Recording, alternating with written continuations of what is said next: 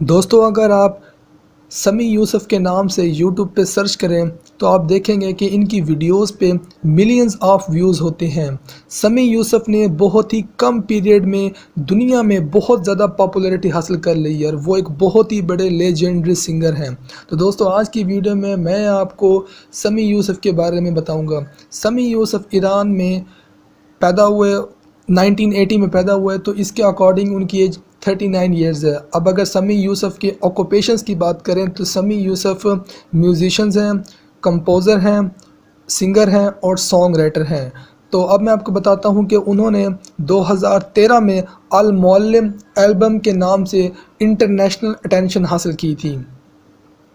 تو دوستو اس کے علاوہ انہوں نے جس لیبل کے ساتھ کام کیا ہے، انہوں نے ETM انٹرنیشنل، سونی میوزک، وارنر میوزک گروپ اور فیئر ووڈ میوزک، ان کے ساتھ انہوں نے اس لیبل کے ساتھ انہوں نے کام کیا ہے جو کہ لیجنڈری لیبلز ہیں۔ اب اگر بات کروں کہ سمیع یوسف نے کس کے ساتھ کام کیا ہے، سمیع یوسف نے EN براؤن، کونر ریویس، بینسر ٹیلر، حسین نصر، راحت فتح علی خان، AR رحمان، عابدہ پروین جیسے بگیسٹ سنگرز کے ساتھ کام کیا ہے اور ان کی آفیشیل ویب سائٹ www.samiyousufofficial.com ہے۔ تو دوستو اگر میں بات کروں اب جہاں پہ انہوں نے پرفارم کیا ہے، جن وینیوز پہ، ان میں BBC، CNN، ARTE، France 24، Reuters, Time, Rolling Stone and Music Week ہیں۔ تو ان وینیوز پہ انہوں نے پرفارم کیا ہے۔ 2014 میں سمیع یوسف کو United Nations global ambassador for the World Food Programme nominate کیا گیا تھا، انہیں اپوائنٹمنٹ کر دیا گیا تھا 2014 میں، اور ان کا جو 7th البم ہے براکا، وہ 2016 میں ریلیز ہوا تھا۔ دوستو سمیع یوسف کے گرینڈ پیرنٹس باکو، آذربائیجان میں رہتے تھے، جبکہ سمیع یوسف 1980 میں ایران میں پیدا ہوئے، لیکن فرسٹ ورلڈ وار کے بعد ان کے گرینڈ پیرنٹس نے آذربائیجان کو چھوڑ دیا اور وہ لنڈن میں شفٹ ہو گئے۔ لنڈن میں سمیع یوسف کو شروع سے ہی میوزک میں بہت زیادہ انٹرسٹ تھا، تو اس لیے انہوں نے وہاں پہ بھی، جب وہ لنڈن میں تھے تو انہوں نے بہت زیادہ اس میں انٹرسٹ لینا شروع کر دیا میوزک کے اندر، اور انہوں نے وہاں پہ پیانو، وائلن، اس کو ٹریڈیشنل جتنے بھی انسٹرومنٹس تھے اس کو سیکھنا شروع کر دیا۔ تو 2003 میں انہوں نے اپنا پہلا البم ریلیز کیا۔ پہلے البم کے جلد ہی ریلیز کرتے ہی وہ بہت زیادہ فیمس ہو گئے۔ سمیع یوسف نے اپنا پہلا البم 2003 میں ریلیز کیا اور ریلیز کرتے ہی وہ بہت زیادہ فیمس ہو گئے اور انہیں انٹرنیشنل سکسیس، انٹرنیشنل اٹینشن اور انہیں پروفیشنل ایک میوزیشین لانچ کر دیا گیا۔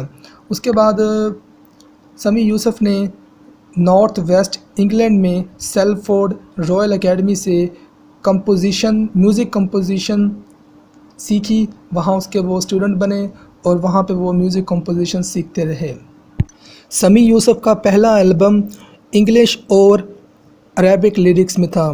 یہ البم انہوں نے 2003 میں ریلیز کیا اور اس کی ریلیز ہونے کے بعد ہی وہ پورے ورلڈ وائڈ میں انہیں ہیوج سکسیس، ان نارتھ افریقہ میں انہیں سکسیس ملی۔ اس کے بعد انہوں نے اپنا دوسرا البم مائی اما جب ریلیز کیا تو یہ دونوں البم جلد ہی 10 ملین میں سیل ہوئے، اور انہوں نے یہ دو البم 5 کانٹیننٹس میں پرفارم کیے، جس میں Shrine Auditorium in Los Angeles, the Wembley Arena in London, Velodrome in Cape Town میں یہ انہوں نے جو ہے اس کو سیل آؤٹ کیا۔ جو انہوں نے کنسرٹ استنبول میں کیا تھا، وہاں پہ 2.5 لاکھ لوگوں نے ان کو سننے کے لیے آئے، جس کے بعد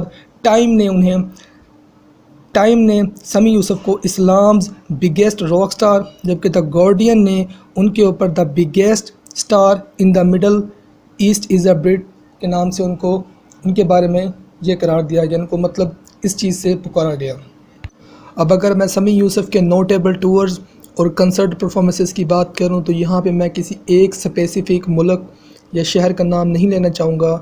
انگلینڈ، جرمنی، ڈنمارک، ETC، انہوں نے دنیا کے بڑے سے بڑے پلیٹ فارم پہ پرفارم کیا ہے، وہاں پہ پرفارم کر کے انہوں نے ہیوج سکسیس حاصل کی ہے۔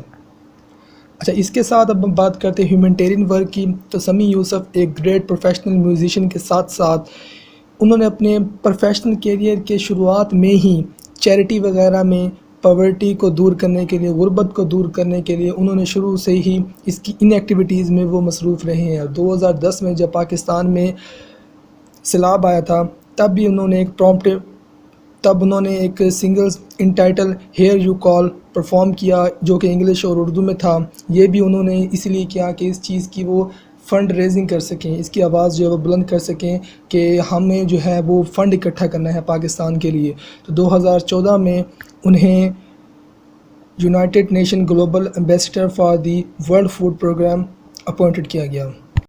سمیع یوسف کے اگر اسٹوڈیو البمز کی بات کی جائے تو ان کا پہلا البم المعلم 2003 میں ریلیز ہوا، مائی امہ 2005 میں، وین ایور یو آر 2010 میں، سلام 2012 میں، دا سنٹر 2014 میں، songs of the way volume 1 2015 میں، اور اس کے بعد انہوں نے 1001 inventions and the world of ابن حیثم 2015 میں ریلیز کیا.